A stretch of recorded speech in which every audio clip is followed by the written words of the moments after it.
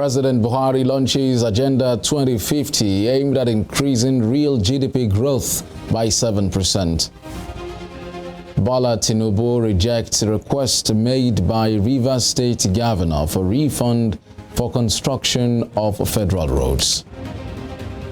Senate approves President Buhari's 22.7 trillion naira CBN loan request. And on the foreign scene, death toll in Rwanda's flooding rises to 127. Good evening. This is News at 7 on Western Spring Television. My name is Femi Olanipekun.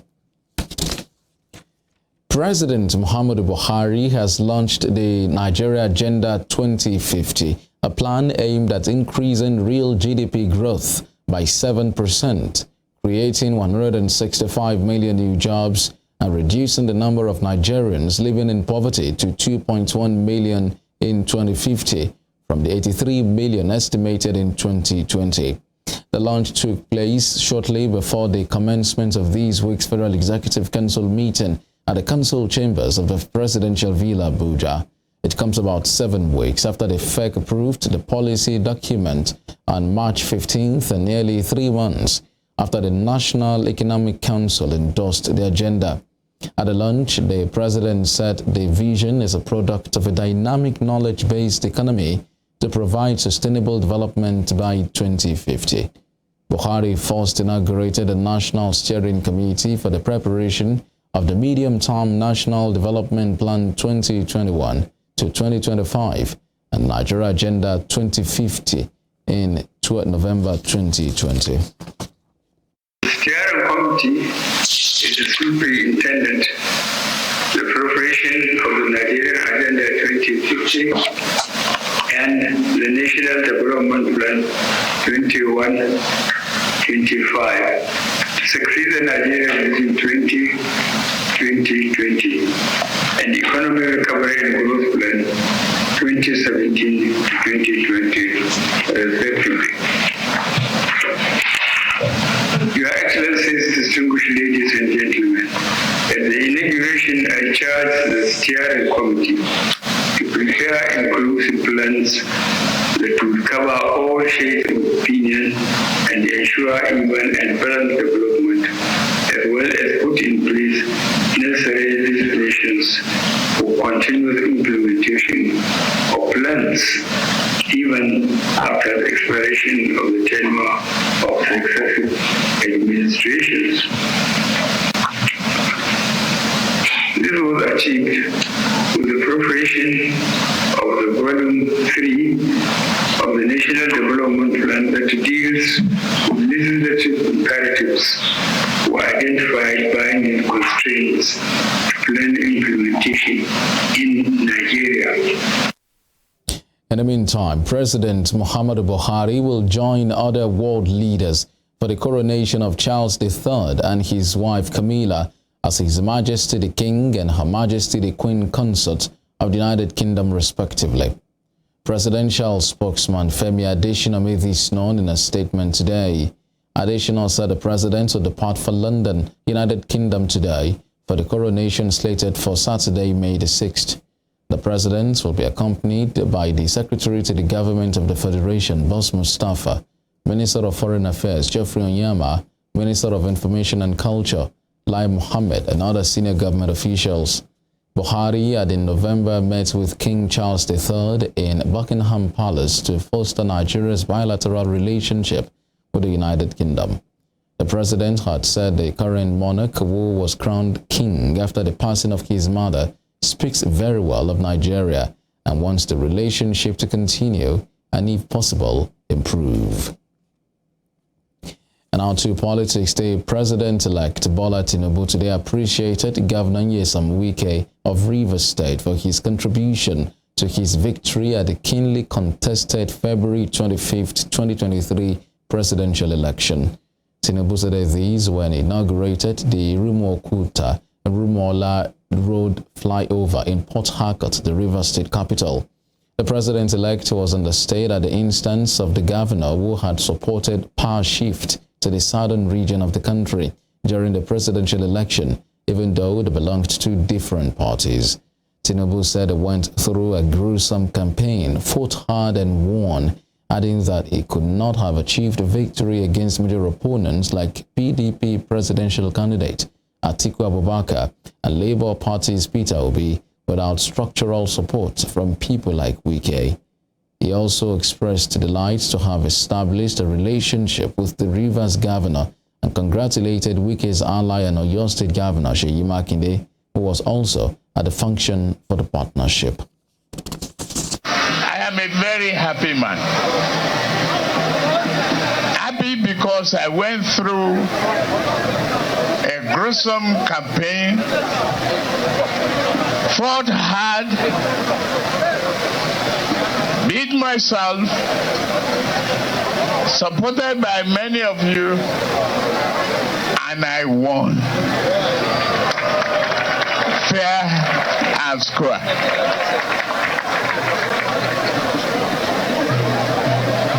Ism, I say thank you for your contribution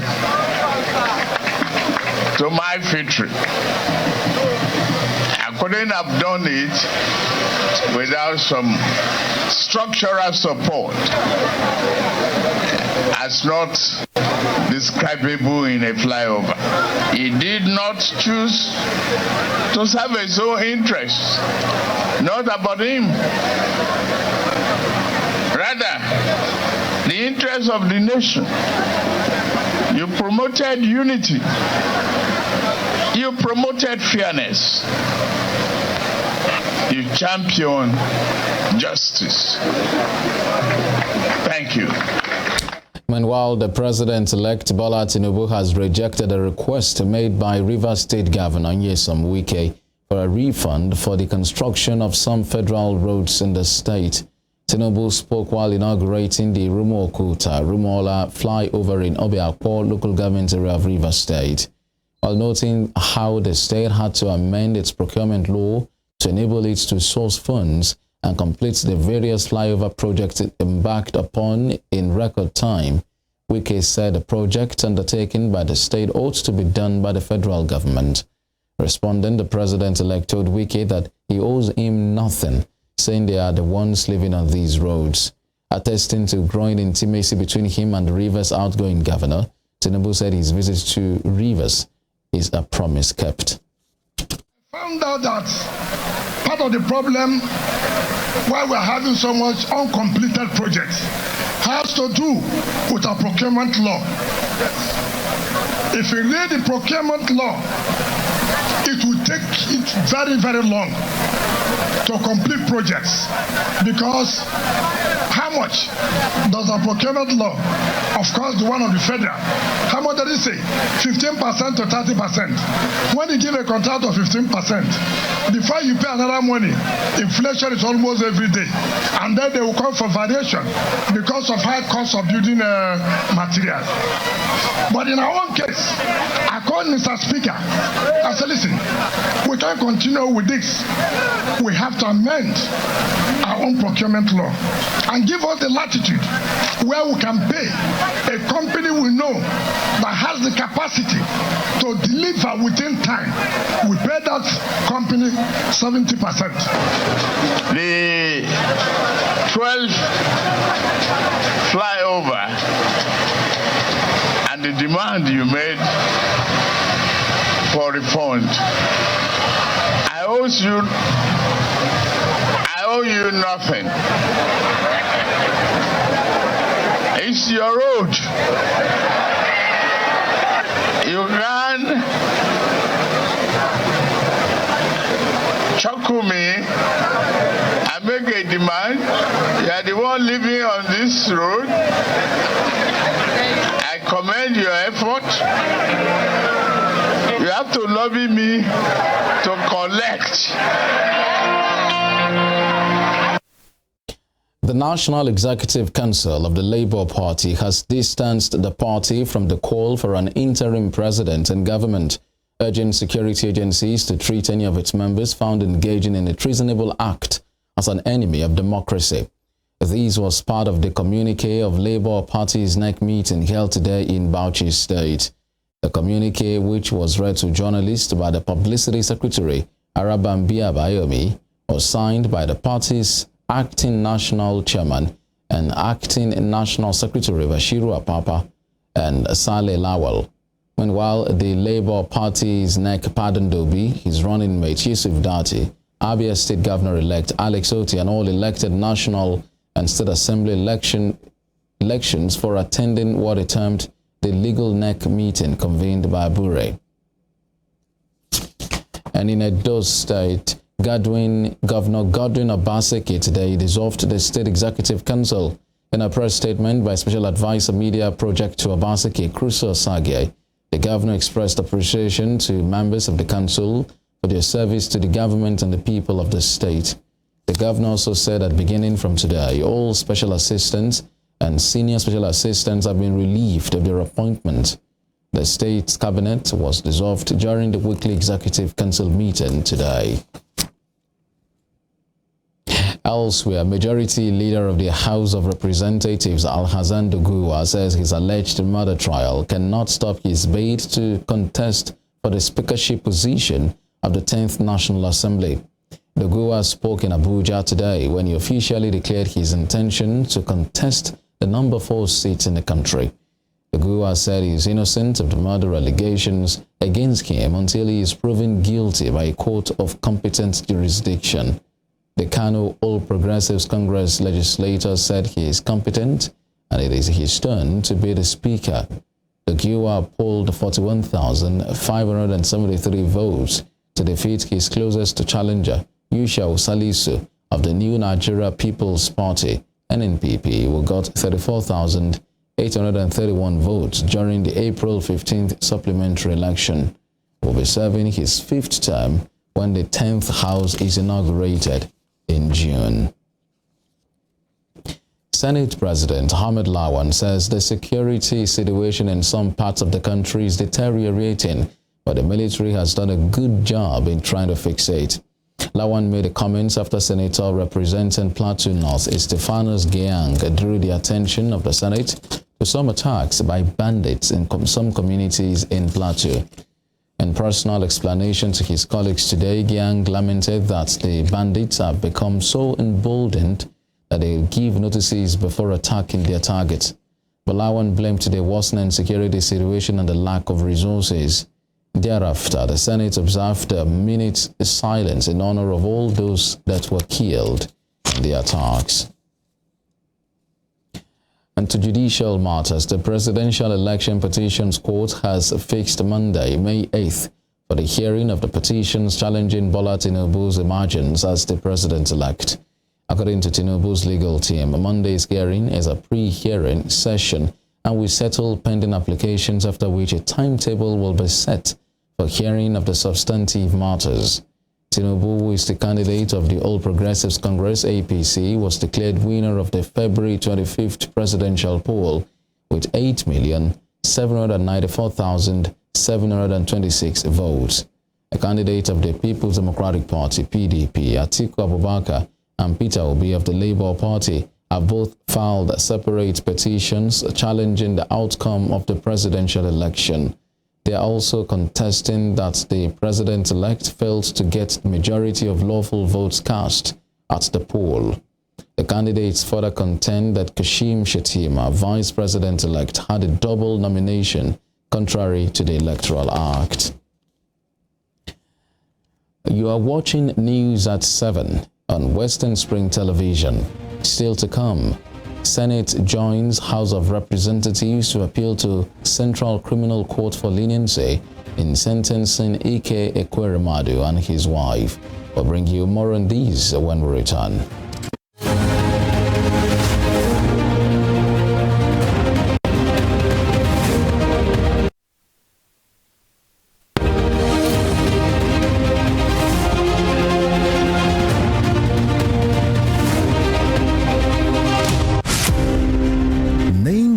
Zedong at birth, but globally known known as Mao Zedong. He was a Chinese revolutionary and founder, People's Republic of China, which he led as chairman of the Chinese Communist Party from 1949 until his death in 1976.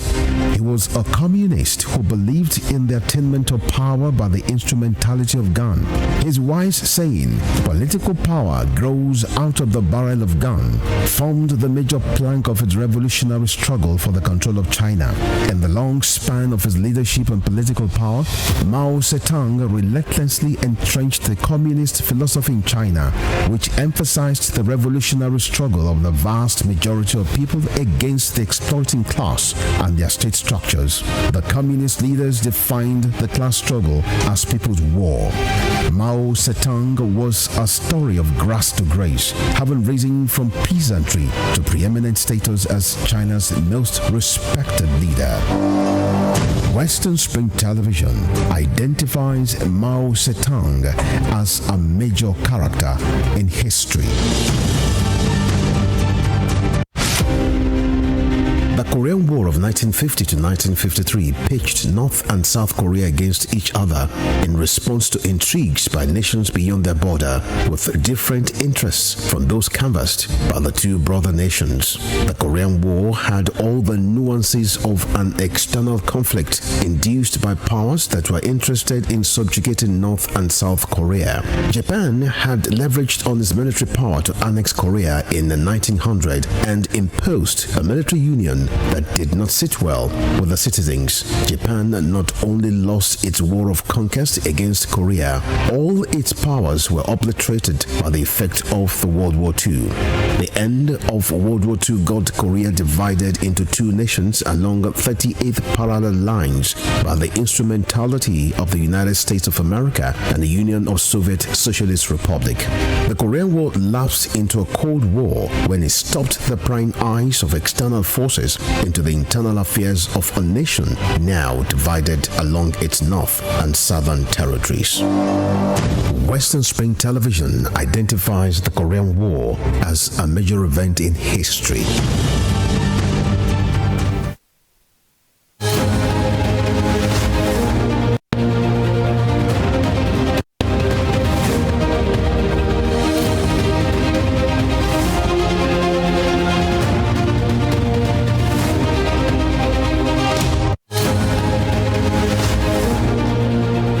Welcome back. This is still news at 7 on Western Spring Television. A reminder of our headlines.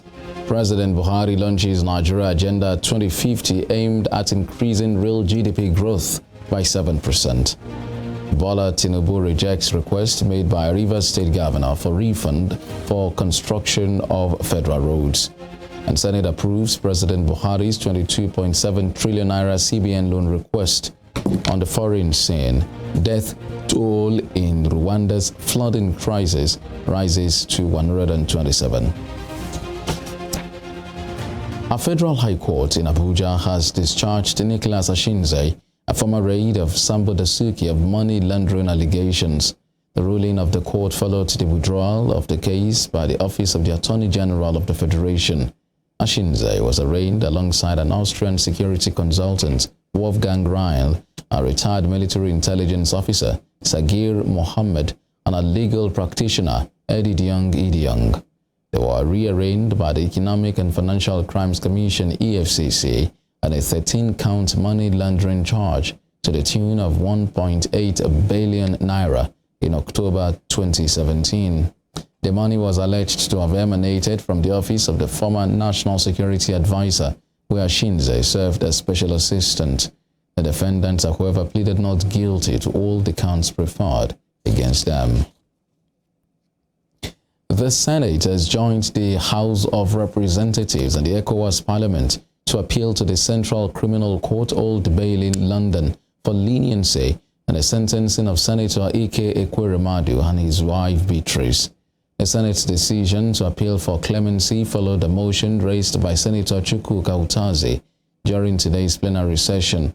This is coming after both the House of Representatives and the ECOWAS Parliament yesterday appealed to the UK government to temper justice with mercy. Senate President Ahmed Lawan, in his response to the motion, said he had written a letter to the British judicial authorities on behalf of the Senate 2 weeks ago seeking clemency. The Independent National Electoral Commission said it will prosecute the 215 case files in its docket out of the 774 persons arrested for various electoral offenses by the Nigeria Police Force during the 2023 general elections. INEC Chairman Yakubu Mahmood, who was represented by the INEC Deputy Director of Prosecution Asara Uta, said these during the monthly review forum on human rights and the 2023 elections organized by the National Human Rights Commission in Abuja. Mahmood noted that in recognition of the statutory power of INEC to prosecute electoral offenses, the Inspector General of Police recently forwarded 215 case files on electoral crimes to the Commission for prosecution of the perpetrators. He said the Commission was partnering with Nigerian Bar Association for pro bono legal services for the effective prosecution of electoral offenders arrested during the 2023 general election. Among the various grounds of arrest are dereliction of duty, criminal conspiracy, disorderly conduct at election, possession of weapons, destruction of election materials, political thuggery, electoral violence, snatching of ballot boxes, stealing of sensitive election materials, and others. The Osun State Police Command has assured residents of the state that they will continue to protect their lives and properties, irrespective of how criminals might want to disrupt the peace of the state. Osun State Police spokesperson Yemisi Opalola made this statement when some suspects were paraded at the State Command, Ring Road, Oshogbo, the Osun State capital today. Olayinka Ali was there and now completes the story. The police command in Osun State today paraded 9 suspected criminals on various charges bordering on murder, armed robbery, and membership of unlawful society. Briefing journalists on behalf of the State Police Commissioner at the command's headquarters at Ring Road, Oshogbo, the Osun State capital, the police public relations officer in the state, Yemisi Opalola, gave a hint that the criminals were arrested towards the end of April 2023 for motorcycle theft and belonging to an unlawful confraternity which led to the death of 1 person. 4 out of the 9 suspects, Mojeed Onlariwaju, Amit Jedili, Aziz Tunde, and Bakari Soliu, were involved in a case of motorcycle theft and conspiracy, and upon intelligence were apprehended at Alie area along Okebale, Oshogbo. Similarly, there was a case of intercourtesan rivalry clash which led to the murder of 1 person at a Esauki town in Osun State. The suspects, Ibrahim Kudus and Adeleke Taiwo, Ojo Ayobami, Ojo Oretu, and Adeleke Kehinde would be charged to court after investigation is concluded.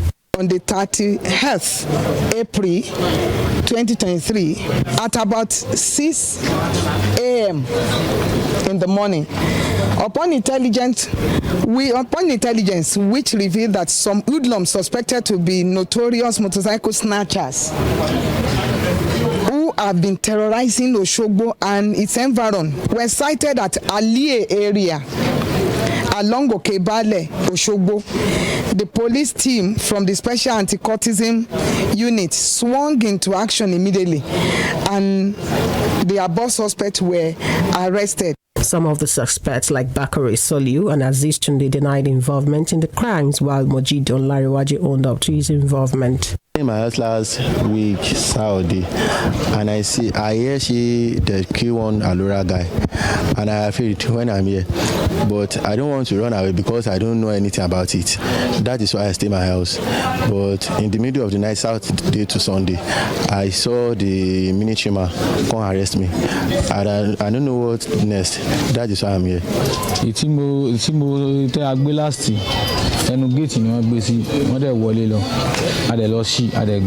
Parading the suspects, the police public relations officer Yemisi Opalola said the command will continue to arrest criminals and make the state difficult for them to hibernate. Tell the members of the public, like we used to tell us that when you see something, say something on time. Don't be afraid to give us information. And like, if you are afraid to tell any other policeman about what you see, you can kindly call me or call the Commissioner of Police. Immediately, action will be taken. Meanwhile, exhibits such as motorcycles, cars, telephones, axes, and charms were recovered from the suspect. Olayinka Ali, Western Spring Television News. Court activities in Cross River State were paralyzed today following an indefinite strike action embarked upon by the Judiciary Staff Union of Nigeria. Speaking on why they embarked on the strike, the state chairman of the JUSN, Enya Etoti, said government has failed to respond to their demands since 2015. And while the inaugural sitting of the 2023 Elections Petition Tribunal in Calabar could not take place due to the strike as the court premises were shut, the secretary to the tribunal, Akau Bambur, told journalists that the tribunal sitting has been adjourned indefinitely due to the strike, and a new date would be announced later. There are some major petitions before the tribunal, one of which is that of the governorship candidate of the People's Democratic Party, Sandy Ono, against the state governor-elect and the All Progressives Congress governorship candidate, Basi Otu.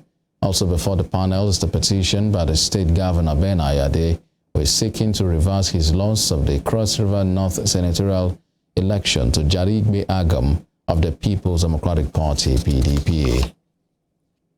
In other news, the federal government of Nigeria today in Abuja said the agitations of the Senate cannot halt the ongoing demolition of the offices belonging to aviation agencies at the Muritala Mohammed International Airport, Lagos.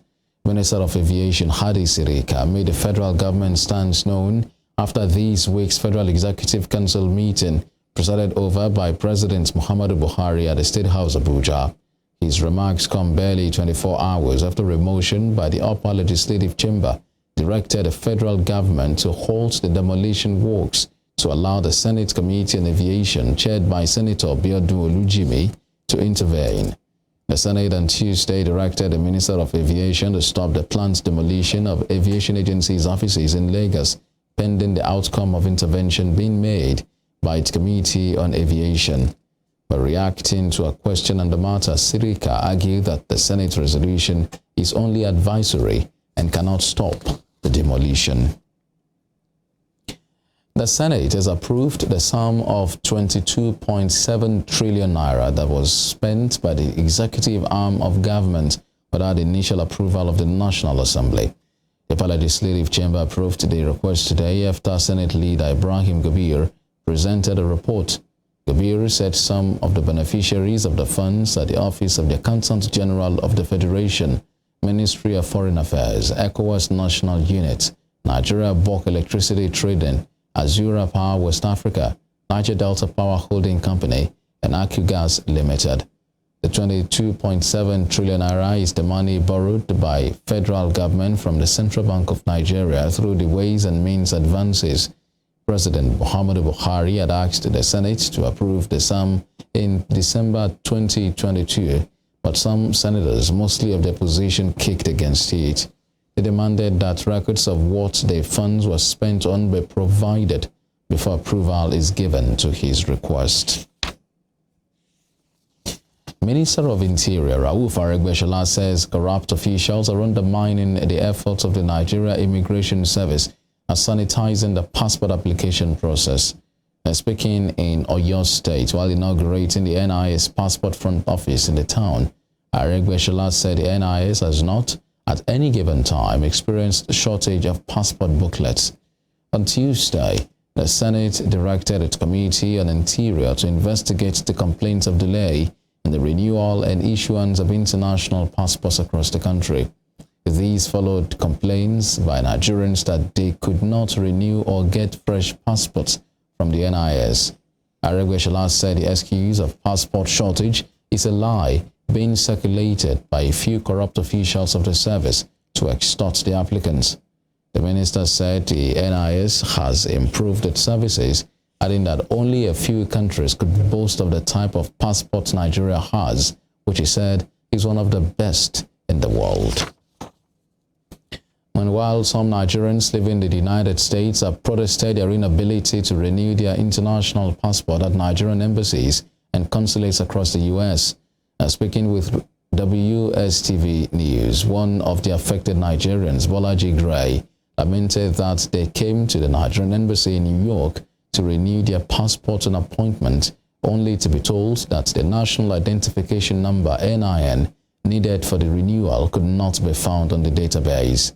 Gray appeals to the Ministry of Communications and Digital Economy and the Nigerian Identity Management Commission, NIMC, to rectify the problem and liaise with other affected agencies of government to put them out of their misery. I'm in front of the Nigerian embassy.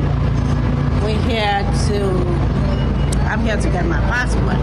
There's a lot of people in the building right now waiting to get their passport. But unfortunately, some of us cannot get the passport because we have issues with our eye and eye. We are told it's not yet in the system. It's not in the database. So that means we cannot get the passport. So we have to go and come back. A lot of people travel down here for that purpose. But unfortunately, like me, I can't get mine. A lot of people cannot get theirs. So we have to go and come back and wait on I&I. The federal government has canvassed effective implementation of the National Action Plan on Aging in Nigeria. The Director General, National Senior Citizens Center, NSCC, Omakoro, said this during a two-day training workshop for desk officers on the implementation of NSCC's Strategic Roadmap on Aging 2022 to 2023 in Abuja. Omakoro said the Strategic Roadmap on Aging provides a framework for assessing the effectiveness of actions taken to effect change. She added that the objective of the event was to increase the understanding of the desk officers in relevant MDAs on aging. What we have now done is to call back all the aging desk officers from 34 MDAs that we had trained earlier, and then we have added more MDAs. So now we have 40 of them. Before now we didn't have NBTE, we didn't have SMEDAN, we didn't have some also media, media houses. So we have brought in the media, we have brought in so many more agencies. So we have now 40. And the aim is to show them where they are located in the strategic documents. Now we have already developed and are running many innovative programs. And these programs are also multi-sectoral in its implementation. So in this training, it's actually going to be hands-on. We want to be able to bring out the different programs that we have developed. We already also had sent them templates for them to fill out the programs that they have, the activities that also should target old people. The Nigerian government and its Indonesian counterparts have signed a letter of intent that would promote bilateral defense cooperation between the two countries. The areas of cooperation contained in the letter include the exchange of high-ranking operational officials, the promotion of education and training, as well as promotion of defense industries and intelligence sharing. A statement today by the Special Assistant to the Minister of Defense and Media and Publicity, Muhammad Abu Kaldiri, said the agreement contained in the letter would be done in accordance with the laws of the countries. The Permanent Secretary of the Ministry, Ibrahim Kana, who represented the Minister of Defense, Bashir Magashi, signed for Nigeria, and the Indonesian ambassador to Nigeria, Hostra Harahap, did for Indonesia. Media development has been described as a catalyst that enhances freedom of expression, and it contributes to peace, sustainability, poverty eradication, and human rights. It is against these backdrop that governments and stakeholders are being charged to ensure that impunity against journalists is struck out to foster an enabling environment for social development. Emmanuel Ujadigele completes the story with these reports on the World Press Freedom Day. Every year, World Press Freedom Day is celebrated on the 3rd of May to recognize the importance of the work done by journalists the world over. This year, the theme is Shaping the Future of Rights, Freedom of Expression as a driver for all other human rights. And according to Chairman of the Nigeria Union of Journalists in Osun State, Wasiu Ajadosu, journalists are also rights activists. We must sustain the right of an individual in the society. We must give hope to hopeless. We must give voice to voiceless. We must give an assistance to those who have been oppressed in the society. Their voice must be heard. Just like other rights activists and freedom fighters, journalists are not without challenges in the course of their duties, as pointed out by Mr. Ajadosu. Cannot be fairly treated. So I think a day like this is a day sending a signal to government, the media owners, the employers of journalists, that they need to create a conducive environment for journalists to practice their profession. Besides working conditions, journalists like Toba Adedeji also suffer physical and psychological harm, threats of all kinds, and sometimes loss of life. Mr. Adedeji is of the opinion that the ripple effect of this impunity against journalists can negatively impact on the society. What you are doing is not legal. So our people need to be taken through reorientation, whereby we need to counsel them that journalists are not your enemy, they are your friends. This apparent infringement on the freedom of journalists is not only felt by those practicing journalism. Students like Ms. Aminat Akindele and Oluseyi Odetola are now rethinking their career choices. This is Nigeria. Even aside Nigeria, all over the world, as much as they preach freedom of speech, you know that it is not it. So yes, you have to be careful. I cherish my life. I would rather prefer to be hidden, like doing my journalism work hidden, than rather being exposed to all these insecurity stuffs that would rather bring people to harm me or for my life. I have to keep myself safe. Another journalist who almost lost his life in the discharge of his duty, Timothy Agbo, strongly believes that for human rights to be preserved, the rights of those amplifying those rights must be preserved too. People have not learned their lessons. Security agents have not learned their lessons. Stakeholders, journalists, and hoodlums, others who trampled on the rights of journalists, who harm them, they've not really learned their lessons. And it behoves on us to really see this as a critical area that all our sundry should look into, starting with the government, starting with the lawmakers, especially the National Assembly, and starting with everyone respecting the law. Media freedom, safety of journalists, and freedom of expression are increasingly under attack, which impacts the fulfillment of other human rights. To counter these critical situations and threats, May 3rd continues to act as a reminder to government of the need to respect their commitment to press freedom. Emmanuel Ujadigili, Western Spring Television News. On the foreign scene, the death toll in the flooding in western Rwanda has gone up to 127. According to the Office of the President, Paul Kagame, rescue operations is underway to reach stranded people amidst torrential rains. The Uganda Red Cross said 6 people were also killed overnight in neighboring Uganda in the mountainous southwestern Kisoro district. Governor of Rwanda's western province said it's rained heavily all night, causing immense suffering in some districts. The hardest hit districts in the province were Rutsiro, where at least 26 people died. In Europe, 8 children and a security guard have been killed in a rare school shooting in Serbia. Police officials in central Belgrade said they had received a call about the shooting in a school this morning. The suspect, a 14-year-old 7th grade student, was said to have fired several shots from his father's gun at other students and the school guard. At least one of 6 injured pupils was in a life-threatening condition and was undergoing surgery in a hospital, while a teacher was also seriously wounded. Mayor of the Central Vraka district, where the school is located, Milan Adetkovic, said doctors were fighting to save the teacher's life. Mass shootings are relatively rare in Serbia, which has strict gun laws, but the Western Balkans are awash with hundreds of illegal weapons after the wars and unrest in the 1990s. In the United States, a man suspected of killing 5 of his neighbors in a shooting near Houston on Friday has been arrested. Sheriff Greg Capus said 38-year-old Francisco Roposa was arrested in the town of Cotton Chute, Texas, in a home hiding underneath some laundry. Police have accused him of killing 5 of his neighbors after an argument about him practice shooting with an AR-15 semi-automatic rifle nearby. The victims are all from Honduras and included a 9-year-old child. A man suspected of killing 5 of his neighbors in Texas has been arrested after police found him hiding in a cupboard underneath a pile of laundry.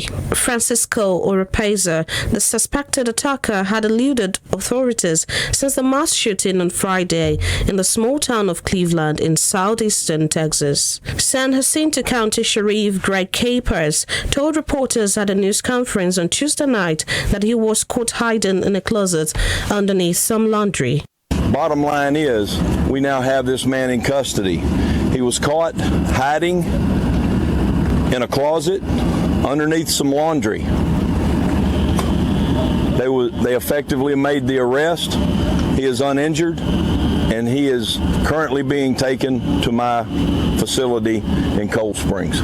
Mr. Oropeza is accused of attacking his neighbors after they allegedly asked him to stop practicing with his rifle as the noise was keeping the baby awake. The arrest of Mr. Oropeza, a 38-year-old Mexican national, brings to an end a 4-day manhunt that swept up law enforcement officials across multiple jurisdictions, including the FBI. Drones and Saint tracking dogs were used as police searched an area as far south as the Mexican border. Right now, we have a lot of dedicated resources that are helping out the Sheriff's Office, FBI. It's a multi-agency effort, multi-agency manhunt.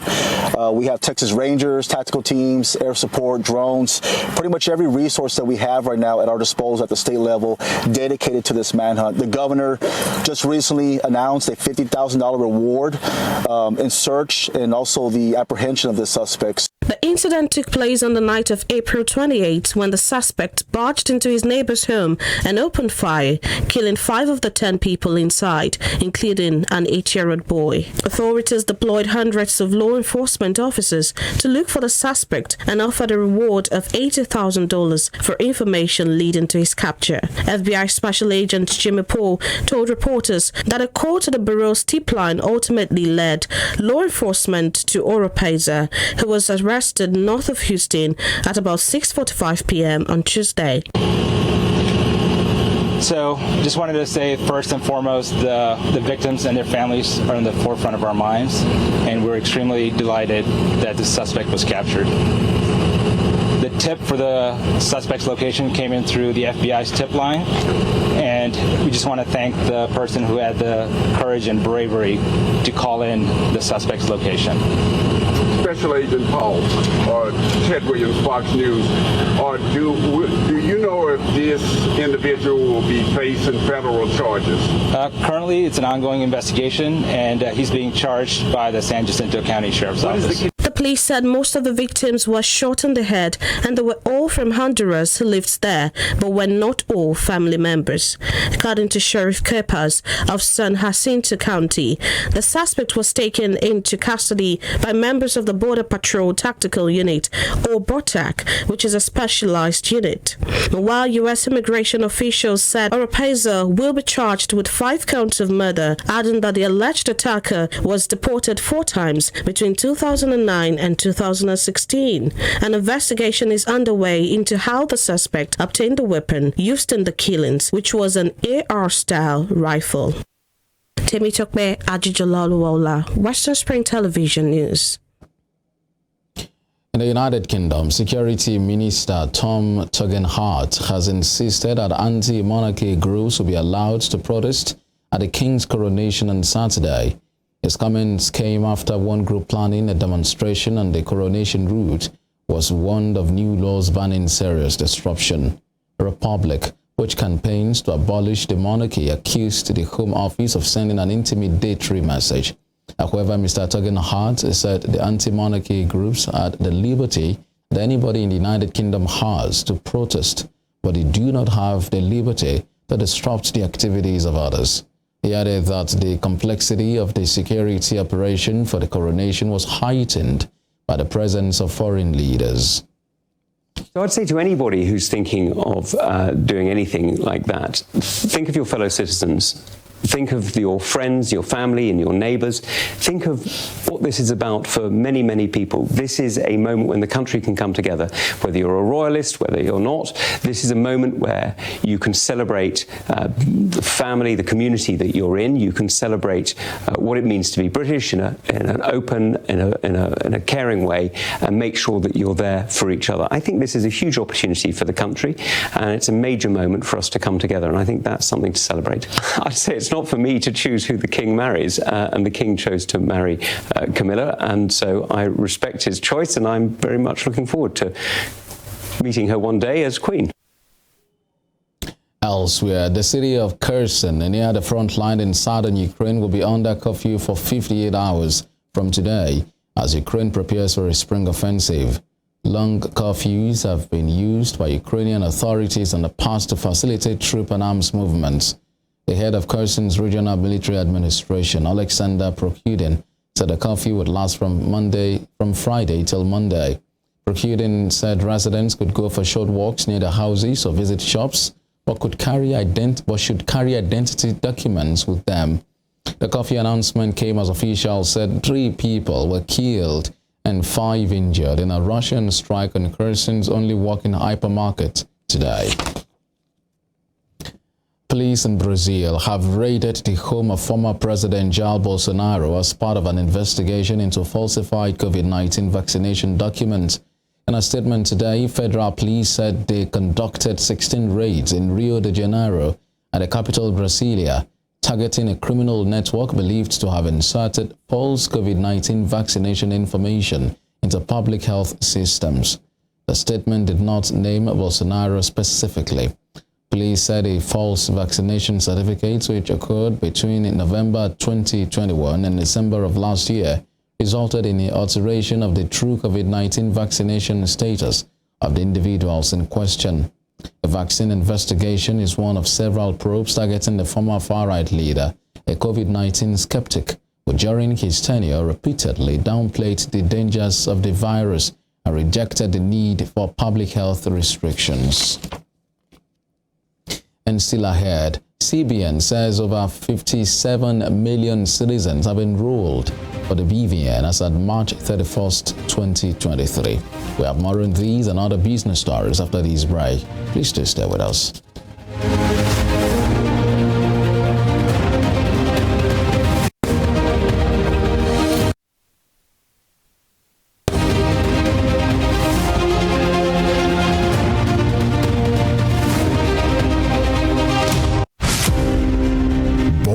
Jeremiah Oyeni Obafemi on March 6, 1905. Obafemi Awolowo was a prime architect of Nigeria's independence and most consummate advocate of free education and social welfare in Africa's most populous nation.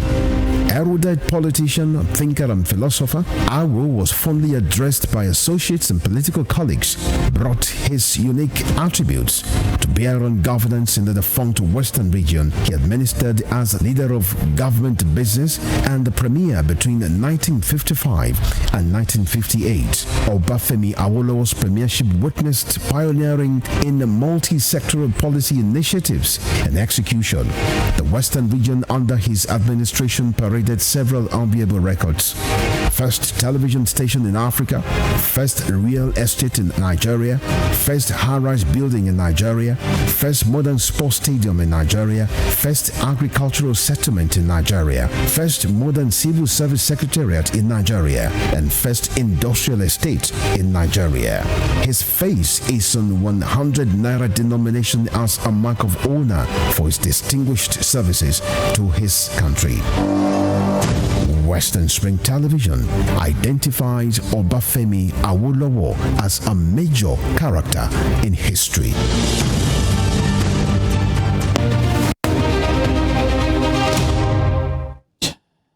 The Central Bank of Nigeria, CBN, says over 57 million citizens have enrolled for their bank verification numbers BVN as at March 31st, 2023. These represents a 5% increase compared to the 54.65 million BVNs enrolled in the first half of 2022. CBN Governor Godwin Emefiele spoke on the challenges of the Apex Bank and key policies introduced to make the payments faster at the 31st seminar for finance correspondents and business editors in Calabar. He said the CBN has also continued to collaborate with relevant stakeholders in the adoption of payment system instruments and channels. The economist said some of the channels introduced are the bank verification number, real-time gross settlement system, regulatory sandbox, open banking, and the CBN digital currency, the e-Naira. According to Emefiele, Nigeria is currently the first country on the continent and second in the world to have fully launched a live CBN digital currency. The presidents of Iran and Syria have signed a series of long-term cooperation agreements on oil and other sectors to bolster economic ties between the two long-term allies. Iran's Ibrahim Raisi, leading a large economic and political delegation, met his Syrian counterpart, Bashar al-Assad, after landing in the war-torn country for a two-day visit, an Iranian president's first visit to Damascus since 2010. The Iranian delegation includes the ministers of foreign affairs, defense, oil, roads and urban development, as well as telecommunications. According to reports, the Iranian president signed at least 15 documents covering several lucrative economic agreements between the two countries. Tehran has been a main backer of al-Assad's government since a 2011 uprising turned into fully fledged war, and has played an instrumental role in turning the tide of the conflict in his favor.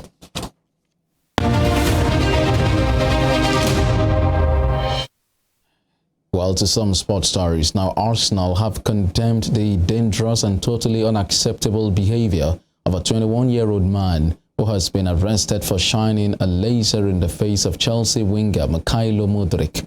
The Met Police confirmed the man is in police custody after being arrested during the Ghana's 3-1 win at the Emirates Stadium yesterday. A green light was visible on Ukraine international Mudryk's face after he came on as a 71st minute substitute. Arsenal, in a statement, said the behavior was dangerous and totally unacceptable, and the club will fully support the police with their inquiries. Mudryk joined Chelsea from Shakhtar Donetsk in January in a deal worth up to £89 million, but he is yet to score for the club in 14 appearances. And still in England, Liverpool manager Jurgen Klopp has been charged by the Football Association for his comments about referee Paul Tierney after his side's 4-3 win against Tottenham on Sunday. The German, who said he regretted the headlines created by his comments, said Tierney appeared to have something against his team.